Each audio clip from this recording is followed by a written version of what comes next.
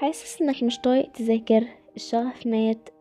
تعال اقولك نرجعه ازاي من غير ما نكسر دماغك. بص، كلنا عدينا بالمرحلة دي. فجأة تلاقي نفسك مش عايز تذاكر ولا حتى تمسك الكتاب، وتحس ان دماغك عايزة تعمل ريستارت. ده طبيعي وبيحصل لأشطر واحد فينا. كل ما اجي المه يضرب مني، مش عارف. اعرف ان ده مش كسل. ايوه، انت مش فاشل ولا كسلان، انت بس مرهق ذهنيا. الشغف ساعات بيهرب لما نحس ان الحمل كبير علينا، خصوصا وقت الامتحانات. غير طريقة المذاكرة، جرب تذاكر في مكان مختلف. بدل السرير جرب المكتب، بدل الكتاب جرب فيديوهات أو قراءة ذهنية. التغيير بيحفز المخ وبيكسر الروتين اللي بيخنقك.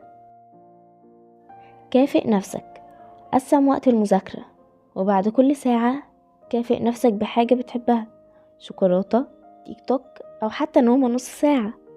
المكافأة دي بتحسس المخ ان التعب مش على الفاضي. افتكر هدفك، ليه بتذاكر؟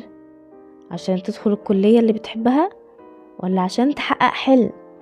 اكتب الهدف ده وعلقه قدامك. كل ما تبص عليه الشغف هيرجع سنة سنة. اتكلم مع نفسك بس من غير ما الناس تشوفك وتفتكرك مجنون.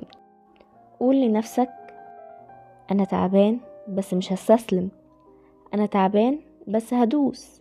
الكلام الإيجابي بيغير كتير، جرب وهتشوف.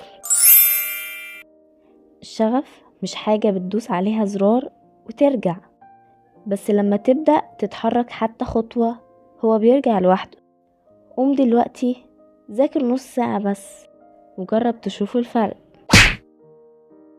لو الفيديو ده فادك دوس لايك واعمل سبسكرايب، وابعته للي دايما بيقولك مش قادر أذاكر.